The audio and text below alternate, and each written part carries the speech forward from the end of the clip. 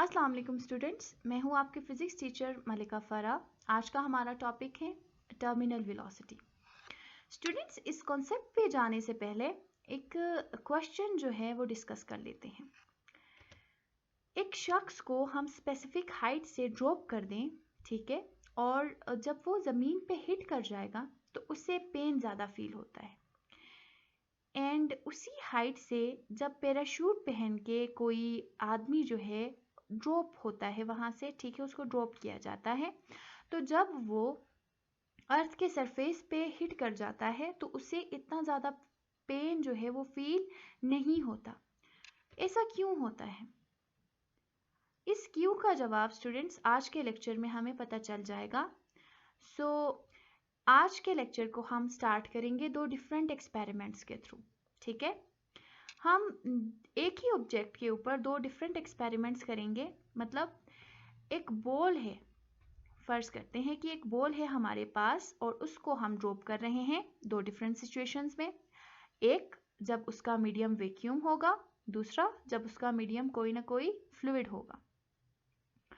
Vacuum से मुराद बच्चों के वैक्यूम में एयर नहीं होता, यानी उसमें किसी किस्म की कोई रेजिस्टिव फोर्स नहीं होती।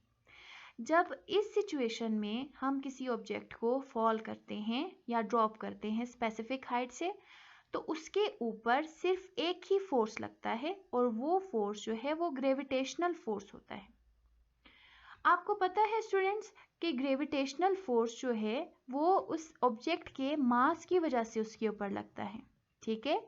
जितना उसका मास है उतना ही उसके ऊपर वो फोर्स लगता है। अब इनिशियली जब हमने बॉल को ड्रॉप नहीं किया है तो वो इट मीन्स रेस्ट पे है। सो इनिशियली उसके ऊपर कोई फोर्स नहीं लगेगा, वो रेस्ट में होगा, उसकी कोई स्पीड नहीं होगी। जब इस बॉल को हम ड्रॉप कर देंगे तो आफ्टर सेकेंड्स, ठीक है, फर्ज करते हैं कि इसके ऊपर जो लगने वाला जो फोर्स था वो 10 न्यूटन है, ठीक है, या हम कह सकते हैं कि ये जो है वो 9.8 न्यूटन के फोर्स से वो नीचे की तरफ मूव कर रहा है ऑब्जेक्ट, ठीक है। इस पूरे सिनारियो में स्टूडेंट्स हम इस बॉल का जो मास है वो हम चेंज नहीं कर रहे हैं, ठीक है। तो इसके ऊपर लगने वाला जो ग्रेविटेशनल फोर्स होगा वो जब तक ये बॉल जो है वो अर्थ के सरफेस को हिट नहीं कर जाता तब तक वो फोर्स जो है वो सेम रहेगा। जब इस बॉल को हम ड्रॉप करेंगे तो फर्स्ट सेकेंड में ये 9.8 मीटर पर सेकेंड से मूव करेगा। फिर 2 सेकेंड्स के बाद इसकी स्पीड मज़ीद इंक्रीज़ होगी, 3 सेकेंड्स के बाद मज़ीद इंक्रीज़ होगी, ठीक है। जब हम इसकी इंक्रीज इन स्पीड का डिफरेंस फाइंड आउट करते हैं बच्चों, तो यहाँ से यहाँ तक भी वो 9.8 मीटर पर सेकेंड से ही मूव करेगा, इसका डिफरेंस होगा। यहाँ से यहाँ तक भी वही होगा, यहाँ से यहाँ तक भी उसका डिफरेंस सेम होगा। तो इसका मतलब ये है बच्चों कि इसका डिफरेंस सेम है, ये सेम ही एक्सीलरेशन से क्या कर रहा है, टुवर्ड्स द अर्थ मूव कर रहा है। सो इस सिचुएशन में हम कहते हैं कि वैक्यूम में जब भी किसी ऑब्जेक्ट को फॉल किया जाता है तो वो जो है वो सेम ही एक्सीलरेशन से मूव करता है, ठीक है। अब स्टूडेंट्स एज्यूम करते हैं कि हमने अब जो है इस बॉल को ड्रॉप करना है, लेकिन इस दफ़ा हमारा जो मीडियम होगा वो वैक्यूम नहीं होगा, वो फ्लूइड होगा कोई। फर्ज करते हैं कि वो एयर है, एयर भी तो एक फ्लूइड है। जब हम एयर में इस पार्टिकल को ड्रॉप करेंगे स्टूडेंट्स तो इसके ऊपर अब एक फोर्स नहीं लगेगा, इसके ऊपर दो फोर्सेस लगेंगी। हमने पिछले टॉपिक में ये फोर्स डिस्कस किया था कि जब भी किसी फ्लूइड के अंदर कोई ऑब्जेक्ट मूव करता है तो उसके ऊपर वो फ्लूइड जो है वो फोर्स एक्सर्ट करता है, जिसे हमने क्या कहा था, ड्रैग फोर्स कहा था, ठीक है। और बच्चों आपने याद रखना है कि ये जो ड्रैग फोर्स है ये हमेशा जो ऑब्जेक्ट होगा उसका जो मोशन होगा उसके ऑपोजिट इसके ऊपर लगेगा। अब इस सिचुएशन में जब हम बॉल को यहाँ से ड्रॉप करेंगे टुवर्ड्स द अर्थ तो इसके ऊपर जो ड्रैग फोर्स लगेगा वो अपवर्ड लगेगा, ठीक है। इनिशियली ये रेस्ट पे है तो इसके ऊपर कोई फोर्स नहीं लग रहा। जब इसको हम ड्रॉप करेंगे तो उसके ऊपर ड्रैग फोर्स भी लगेगा और ग्रेविटेशनल फोर्स भी लगेगा। एज्यूम करते हैं कि इसके ऊपर लगने वाला जो डाउनवर्ड फोर्स है वो 9.8 है, ठीक है, या 10 न्यूटन है, ठीक है। डाउनवर्ड जो ग्रेविटेशनल फोर्स जो इसके ऊपर लग रहा है वो 9.8 न्यूटन है या 10 न्यूटन है, ठीक है। और इसके ऊपर लगने वाला जो ड्रैग फोर्स है वो 2 न्यूटन है। सो दोनों फोर्सेस ऑपोजिट डायरेक्शन में हैं। So according to second law इसके अंदर जो है वो एक्सीलरेशन प्रोड्यूस तो होगा, लेकिन ये फोर्सेस ऑपोजिट डायरेक्शन में है तो ये ऑपोजिट डायरेक्शंस का जो फोर्स है वो एक दूसरे को कैंसिल आउट कर देंगे। मीन्स 2 न्यूटन अपवर्ड है और 10 न्यूटन डाउनवर्ड है, तो 10 से 2 निकालो, 8 न्यूटन नेट फोर्स जो है वो अगले 2 सेकेंड्स में इसके ऊपर 8 न्यूटन फोर्स लगेगा। फिर हमने पहले आर्टिकल में डिस्कस किया था स्टूडेंट्स कि ये जो हमारे पास ड्रैग फोर्स होता है, जैसे जैसे स्पीड इंक्रीज होती जाती है ड्रैग फोर्स भी इंक्रीज होता जाता है। Drag force is directly proportional to speed, ठीक है। सो यहाँ पे 2 न्यूटन था, अब यहाँ आके ये क्या हो गया, 4 न्यूटन हो गया। और इसके ऊपर नेट फोर्स कितना लग रहा है, 8 न्यूटन है डाउनवर्ड। फिर 8 न्यूटन माइनस 4 न्यूटन, अब यहाँ पे कितना बच जाएगा, 4 न्यूटन बच जाएगा। स्टूडेंट्स ये सिलसिला चलते चलते एक पॉइंट ऐसा आता है कि जिस पॉइंट पे अपवर्ड जो फोर्स लग रहा है ड्रैग फोर्स और डाउनवर्ड जो फोर्स लग रहा है वो दोनों जो है वो मैग्नीट्यूड में इक्वल हो जाते हैं, ठीक है। उनका मैग्नीट्यूड इक्वल होता है, दोनों एक दूसरे को कैंसिल आउट करते हैं। तो उस पॉइंट पे बॉडी जो है वो एक कांस्टेंट स्पीड अटेन कर लेता है जिसे हम टर्मिनल वेलोसिटी कहते हैं, ठीक है। उस पॉइंट को हम क्या कहते हैं, टर्मिनल वेलोसिटी। अब अगर हम इसी ऑब्जेक्ट को वैक्यूम और एयर के विद रिस्पेक्ट कंपेयर करें स्टूडेंट्स, तो डिफरेंट एक्सपेरिमेंट्स इससे पहले भी किए गए हैं कि जब भी हम वैक्यूम में, चाहे एक ऑब्जेक्ट कितना भी हैवियर हो दूसरा कितना भी लाइटर हो, जब इनको ड्रॉप किया जाता है तो दोनों जो हैं वो सरफेस पे एक साथ जो है वो हिट कर जाते हैं। लेकिन अगर हम एयर में या किसी दूसरे मीडियम में जब हम ऑब्जेक्ट को ड्रॉप करते हैं, चाहे एक जितना भी हैवियर हो और दूसरा जितना भी लाइटर हो, तो हैवियर जो ऑब्जेक्ट होता है वो जल्दी पहुंच जाता है जबकि लाइटर जो ऑब्जेक्ट होता है वो लेट पहुंचता है, ठीक है। इसकी कई सारी वजूहात हैं, यही ड्रैग फोर्स इसके ऊपर लगता है और दूसरी रेजिस्टिव फोर्सेस इसके ऊपर लगती हैं, तो उस वजह से ये क्या कर पाते हैं, दोनों एक साथ जो है वो सरफेस ऑफ द अर्थ पे हिट नहीं कर पाते।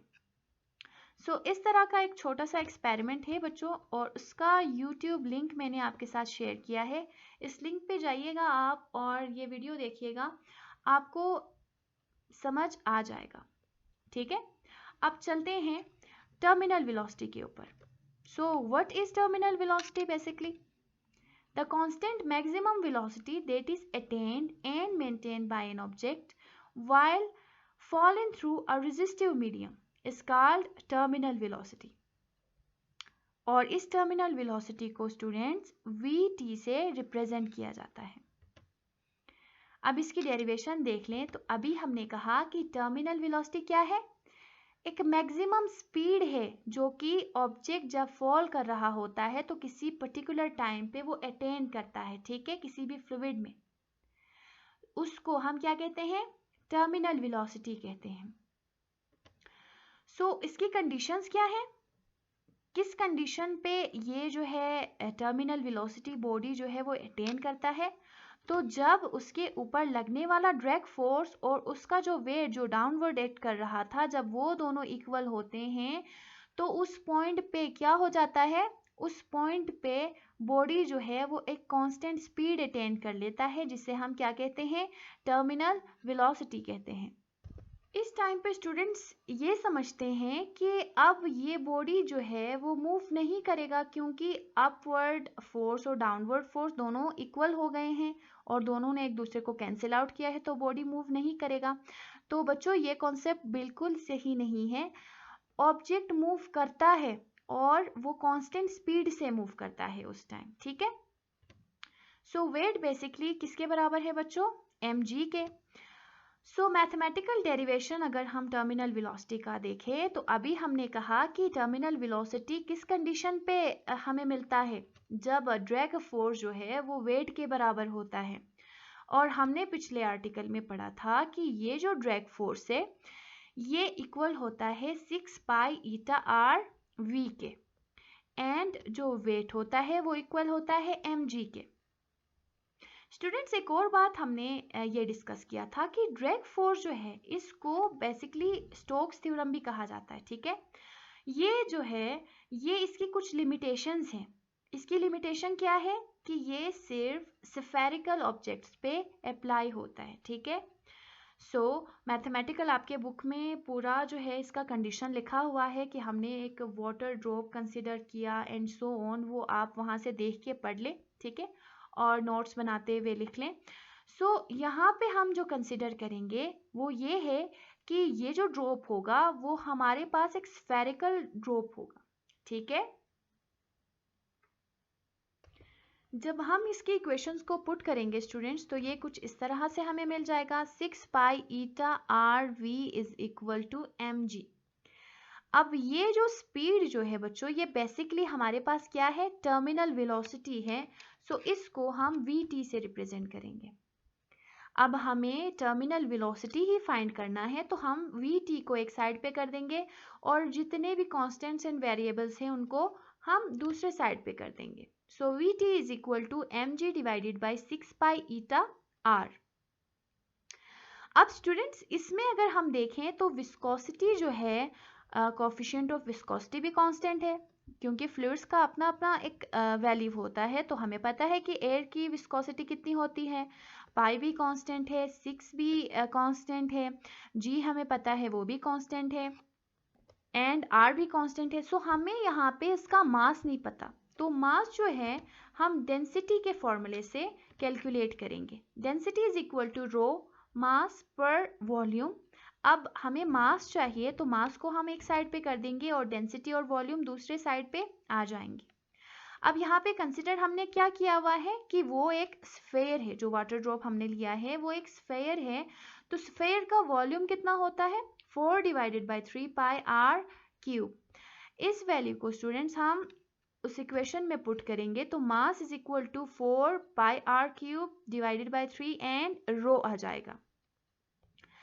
अब हमें जो है मास की वैल्यू मिल गई। अब इस वैल्यू को हम क्या करेंगे, इक्वेशन 1 में पुट करेंगे तो हमारा इक्वेशन 1 जो मिल जाएगा हमें वो V T is equal to 4 divided by 3 pi rho G R cube divided by 6 pi eta R. अब यहाँ से 4 और 6 कैंसिल, 2 2 ज़ा 4 एंड 2 3 ज़ा 6, पाई और पाई कैंसिल, यहाँ पे r है, यहाँ पे r क्यूब है, तो ये यहाँ से एक r कट जाएगा और यहाँ पे r स्क्वायर बच जाएगा। सो टर्मिनल वेलोसिटी स्टूडेंट्स हमारे पास किसके बराबर है, 2r square rho g divided by 9 eta. So students this equation presents the terminal velocity of a spherical object of density rho with radius of r fallen with acceleration due to gravity g in a medium of coefficient of viscosity eta। और ये जो terminal velocity है students ये shape पे depend करता है, size पे depend करता है और ये ओरिएंटेशन पे डिपेंड करता है एंड ये विस्कोसिटी पे भी डिपेंड करता है। जितना विस्कोसिटी ज़्यादा होगा टर्मिनल वेलोसिटी उसकी उतनी कम होगी, ठीक है, इन्वर्सली प्रोपोर्शनल है। सो ये था बच्चों आज का हमारा टॉपिक। और इसके साथ जो है एक टेबल है हमारा, इस टेबल में डिफरेंट ऑब्जेक्ट्स के डिफरेंट टर्मिनल वेलोसिटीज गिवन है, ठीक है, कि किस टाइम पे किस स्पीड पे ये जो है ऑब्जेक्ट्स इस वेलोसिटी को अटेन करते हैं, ठीक है। आई होप सो आपको ये लेक्चर समझ में आ गया होगा। Thank you so much.